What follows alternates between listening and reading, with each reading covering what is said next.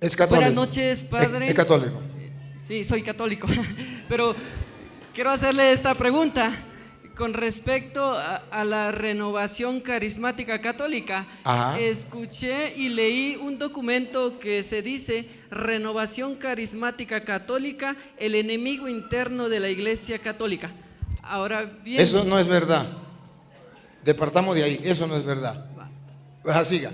entonces, cuando me fui a investigar, según los orígenes de la renovación carismática católica, fui descubriendo que fue un pastor, Herring Bean, el quien vino a promulgar esto. Sí, pero la renovación carismática católica no es simplemente de los protestantes. Ciertamente que él pudo haber comenzado a explotar eso que ya estaba dentro de la iglesia. Pero, a ver, la renovación carismática, cuando se mantiene en la doctrina de la iglesia, no hay ningún problema. Usted mismo, los cursillistas, los catequistas, cualquier persona, incluso un sacerdote, mientras se mantenga en la doctrina de la iglesia, no hay ningún problema. Cuando se sale de la doctrina de la iglesia, aunque sea un cura, ya comienza a haber problemas. La renovación carismática no es el enemigo dentro de la iglesia. Es un grupo de apostolados dentro de la iglesia. Pero es que los protestantes también utilizan muchas cosas de ellos y ellos de los protestantes. Eso es cierto. Pero los protestantes utilizan la Biblia y eso es nuestro. Entonces vamos a votar la Biblia. Los protestantes se llaman cristianos y eso es nuestro. Entonces vamos a votar el nombre de cristiano. ¿Cuántas cosas hay que los protestantes tienen, que tenemos, que son de nosotros, que ellos lo han explotado? La Biblia la han explotado y eso es de nosotros. Debería darnos pena que los protestantes, que no son los dueños de la Biblia, entre comillas, ellos sean los que exploten la Biblia y nosotros, que somos los que estamos en la iglesia de Cristo, que fundó, que hizo la Biblia, no la explotemos. Eso nos debería dar pena. La renovación carismática es un movimiento reconocido dentro de la iglesia, muy buena, incluso que el Papa San Juan Pablo II decía que la esperanza de la iglesia estaba en la renovación carismática. Ahora bien, ¿qué pasa? Algo sí le voy a decir, algo sí le voy a decir. Y espero que la renovación carismática no me lo tome a mal. Hay algunas fallas en la renovación carismática y últimamente están como profundizándose, eso sí es verdad. Una de las fallas de la renovación carismática es la soberbia, porque como creen en el Espíritu Santo y el Espíritu Santo obra y se manifiesta, entonces piensan que a lo mejor es más importante el que habla en lengua que el obispo. Entonces dice, yo soy de la renovación carismática, yo hablo en lenguas. Y Dios a lo mejor le dio ese don. Y el obispo no habla en lenguas. Entonces el obispo tiene que someterse a mí porque yo hablo en lenguas y él no. Eso es desconocimiento de las Escrituras, porque 1 de Corintios capítulo 12, versículo 27, nos viene a decir que no es verdad que, por ejemplo, el don de lenguas o cualquier otro don que da el Espíritu de Dios no está por encima de la jerarquía de la iglesia.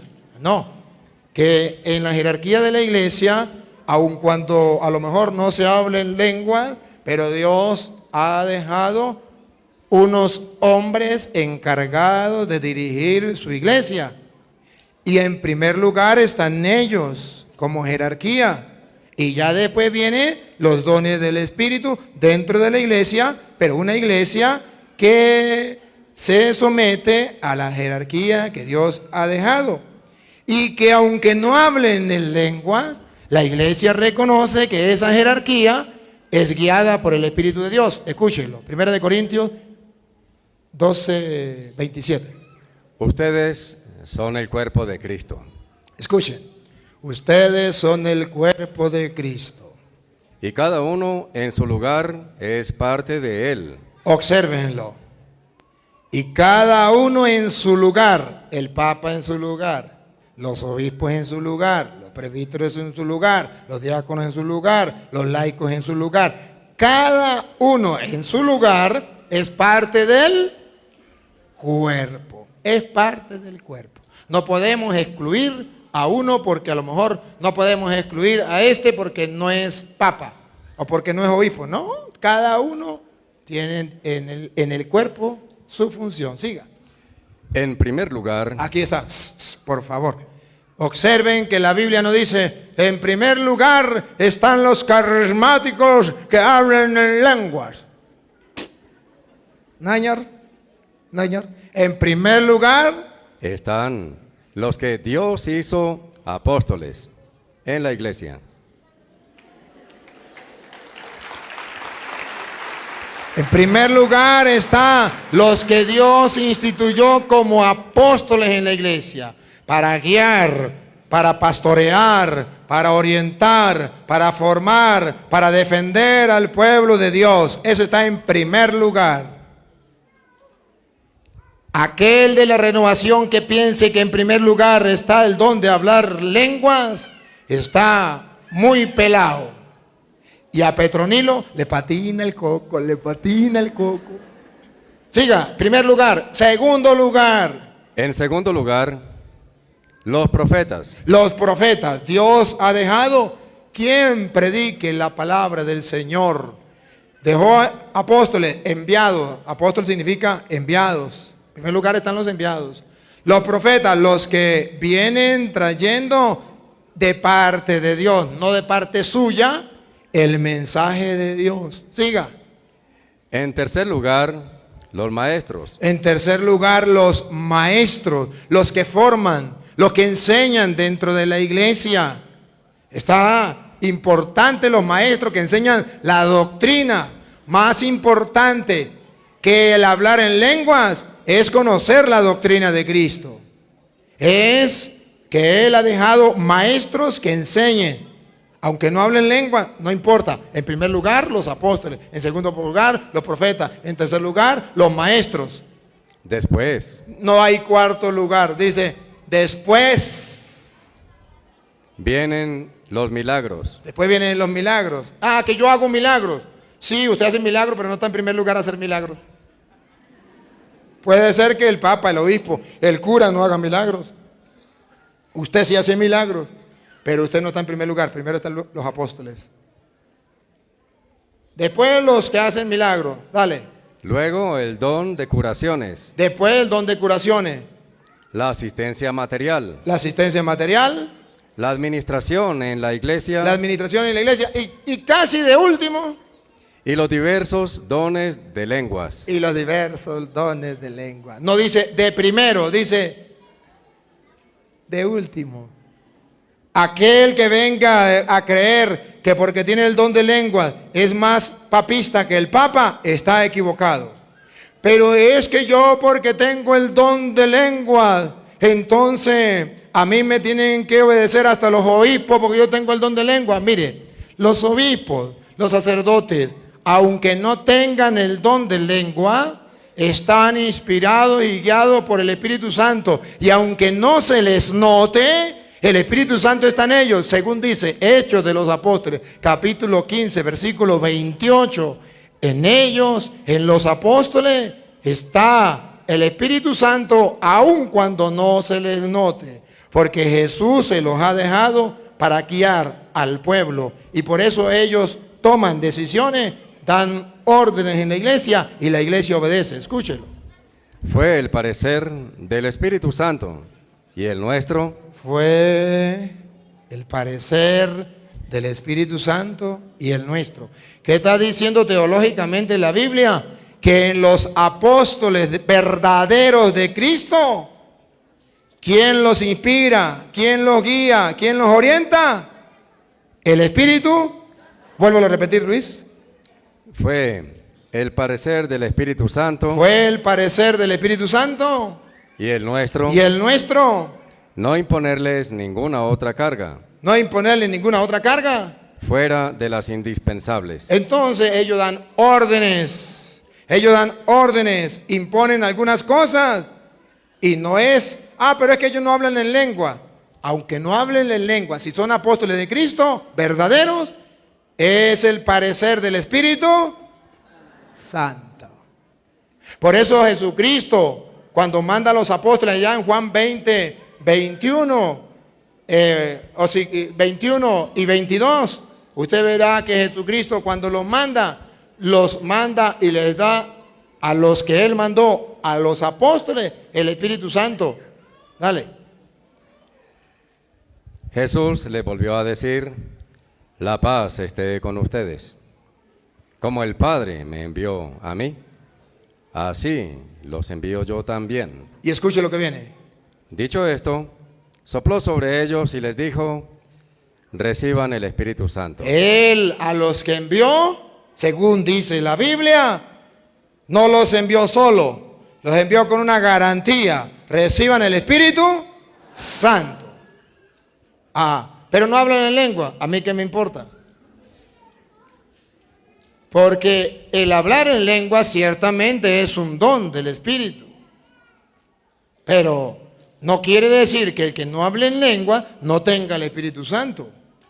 No, señor. Porque ustedes y yo sabemos que según dice la Biblia, todo el que se bautiza recibe el Espíritu Santo. Entonces hemos recibido el Espíritu Santo.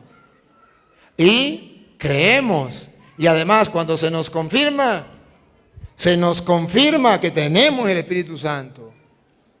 Se nos confirma, se nos asegura, se nos recuerda, se nos motiva. Tiene el Espíritu Santo. Todos tenemos el Espíritu Santo. Ahora, que unos dejemos obrar al Espíritu Santo y otros no, eso es otra cosa. Es otra cosa. Pero que lo tenemos y hemos sido bautizados. Entonces el problema de la renovación carismática es cuando las personas se creen más que los demás porque hablan en lenguas o porque Dios le da el don de sanar. Esos son dones que Dios da, pero que si la persona no está preparada, esos dones le sirven más bien para que el diablo le dé una zarandeada y le haga creer que Él es el que tiene el poder y no Dios. Por eso hay que tener mucho cuidado. Y luego, ¿cuál es el problema de la renovación carismática? Que llegue a pensar que ellos son la iglesia y que los demás no. Ese sí es un gran problema. Que no reconozca que Dios obra en la renovación, pero también obra en los cursillistas, pero también obra en los legionarios, pero también obra en el camino, pero también obra en los catequistas.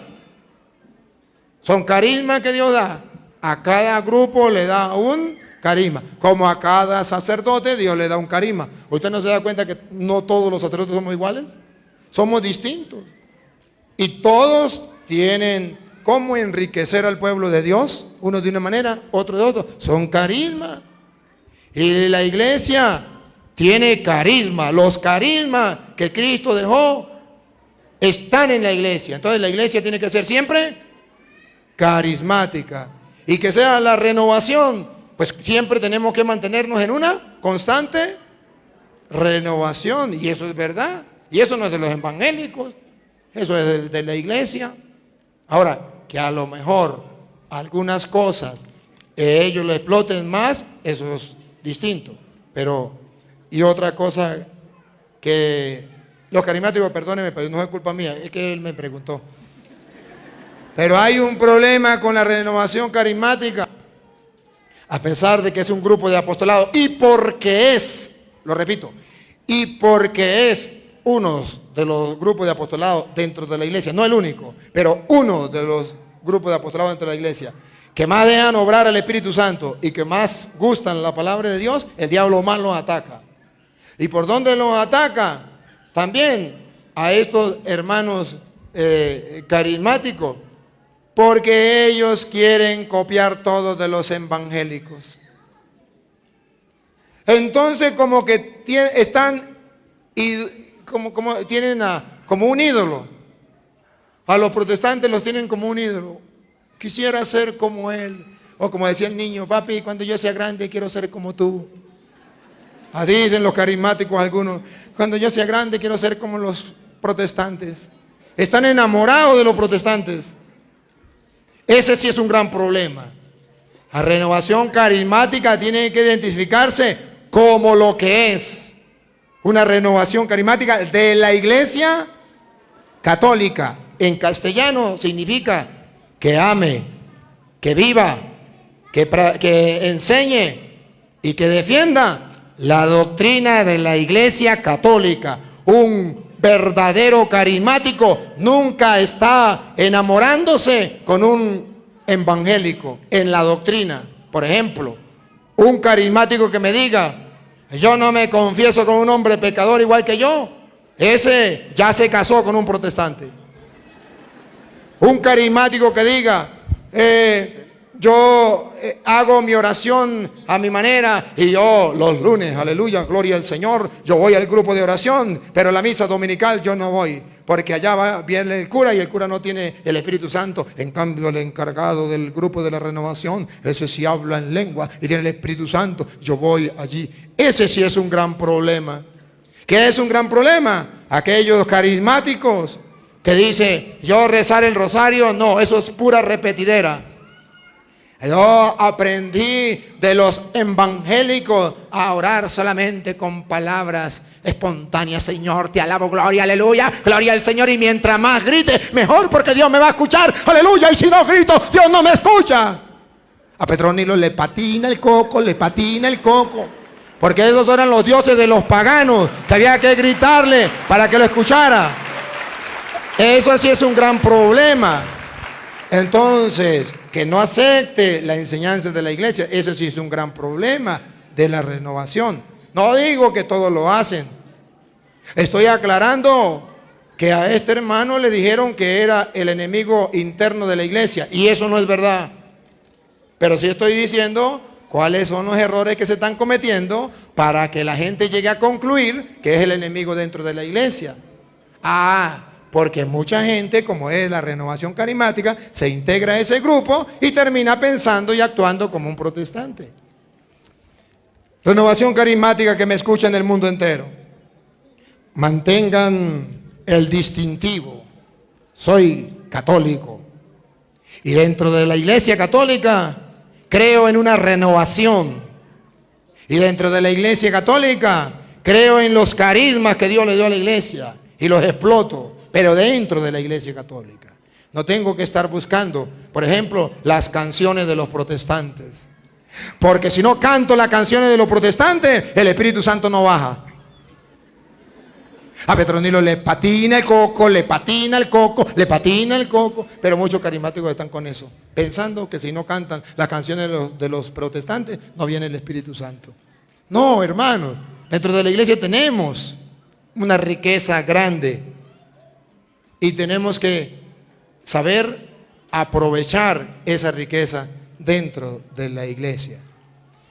Bien, perdónenme la renovación carismática, no tengo nada contra ustedes.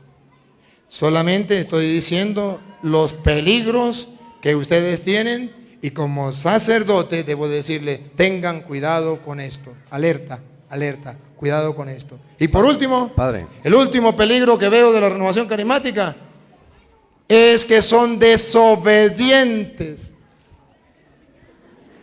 Muy desobedientes. Muchísimo desobedientes con la jerarquía de la iglesia. Y eso es un error grave, fatal. Lo convierte en una secta. Cuando un miembro se desprende del cuerpo, muere. Si la renovación carismática se desprende del cuerpo grueso de la iglesia, muere como renovación carismática, se convierte en una secta.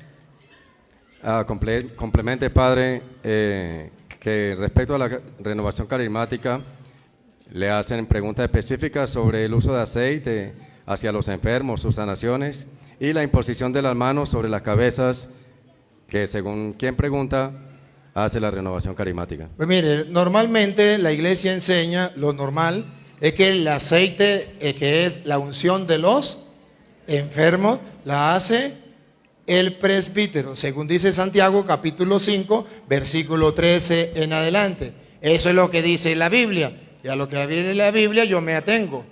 La Biblia dice que hay alguien enfermo, allá están los presbíteros, que lo llamen, y ellos los unjan con aceite. Vamos a ver.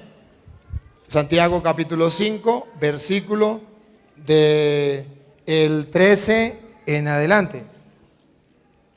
¿Hay entre ustedes alguno desanimado? Que recen. ¿Está alguno alegre? Que cante himnos a Dios. ¿Hay alguno enfermo? Que llame a los ancianos de la iglesia, que oren por él y lo unjan con aceite en el nombre del Señor.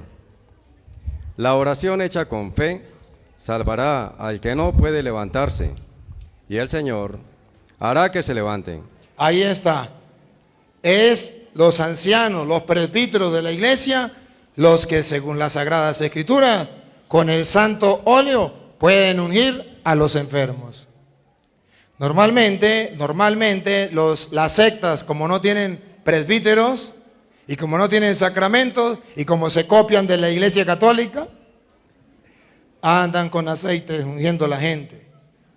Pero la iglesia no es eso lo que proclama. Debería dejársele eso a los presbíteros.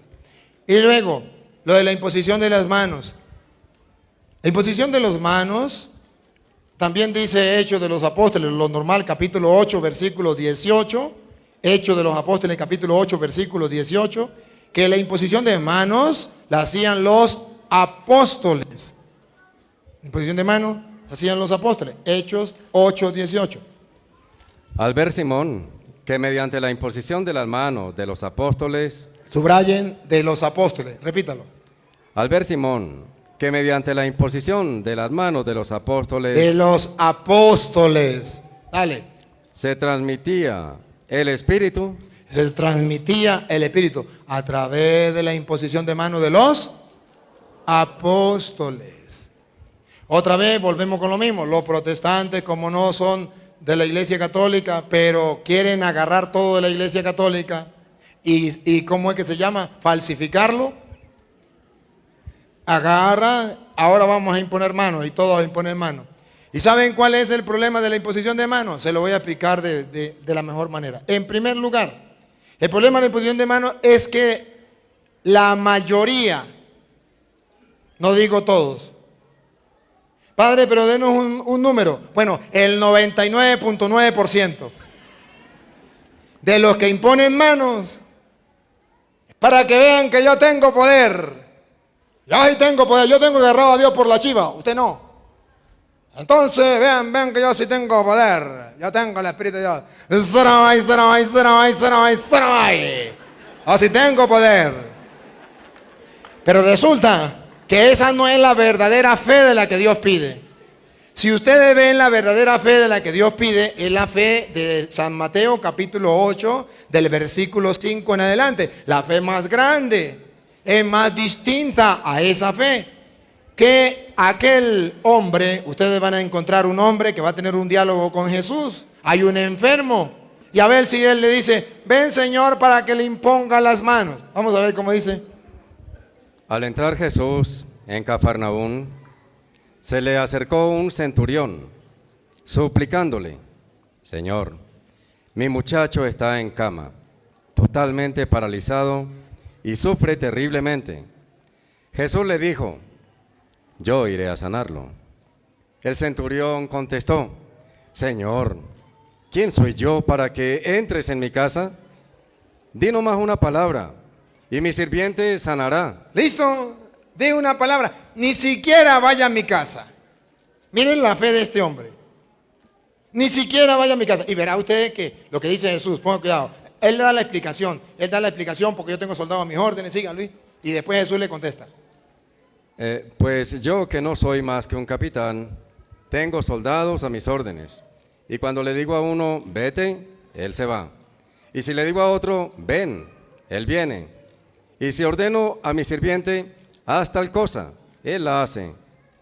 Jesús se quedó admirado al oír esto y dijo a los que le seguían. Y dijo a los que lo seguían, a ustedes y a mí. Les aseguro que no he encontrado a nadie en Israel con tanta fe. Yo se lo digo. No he encontrado a nadie con tanta fe. ¿Por qué? Porque le dijo, no soy digno de que vayas a mi casa. ¿Qué nos está diciendo la Sagrada Escritura? Que cuando una persona tiene fe, por ejemplo, llega usted un protestante y le dice protestante, porque los protestantes están pendientes donde hay un enfermo. Así como allá en Venezuela le dicen los amuros, no sé cómo le dicen aquí a los amuros. A los que comen los negros esos. Sopilotes. Sopilotes. Y mire, vean esos muérganos cuando ven un enfermo, un becerro enfermo, un cochino enfermo. Y si usted no se descuida, si usted no está pendiente y usted se descuida, le llegan a ese enfermo y se lo van tragando vivo. Están pendientes, pero es que así están los protestantes. ¿A dónde hay un enfermo? Y le cae. Hermano, vengo ahora por ti, para que vea el poder del Señor. Conviértete, el Señor te va a sanar. ¡Qué sano! Lo declaro sano. Dígale al protestante lo mismo que le dijo el centurión a Jesús. Yo no soy digno de que vayas a mi casa. Desde su casa ore por mi mamá que está enferma y mi madre quedará sanada. Claro. ¿Saben por qué? Porque si a través de la imposición de manos de los apóstoles se transmite el Espíritu Santo, y si no llega a ver el Espíritu Santo en esa persona y hay otra cosa, eso también se puede transmitir. ¿Sí? Eso también se puede transmitir. Por eso el católico no debe dejar ponerse las manos muy a la ligera. Y además, mira esto. Cuando impongo las manos, mira esto. Hay un contacto. ¿Alguna vez ustedes han estado en el hospital y le pusieron suero? Le ponen suero, el suero está más alto. Y entonces el suero baja a la sangre. Y si usted pone el suero abajo, la sangre baja al suero. ¿No le ha pasado? Bueno, si usted pone las manos y resulta que este está endemoniado, o tiene un gran problema espiritual y usted no ha hecho bastante oraciones y no está firme, en vez de usted ayudarlo a él, esto se viene para acá. Y es delicado.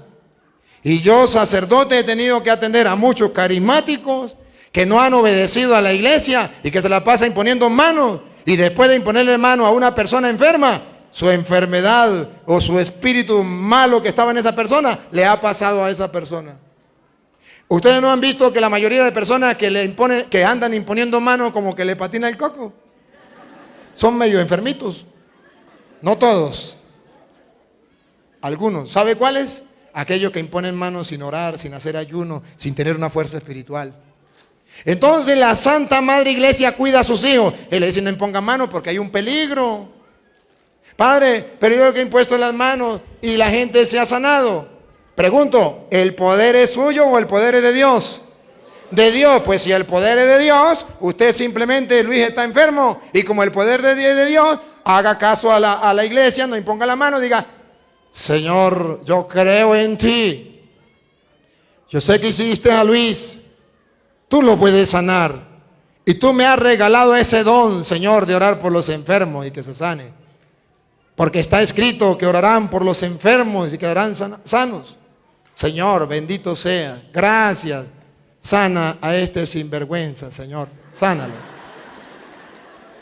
Oye, si es el poder de Dios, no necesita que le impongan las manos porque es el poder de Dios. Pero si es el poder suyo, pues ahí sí tiene que poner las manos para que vean que yo tengo poder. Ah, sí tengo poder. No, la iglesia dice que dejemos.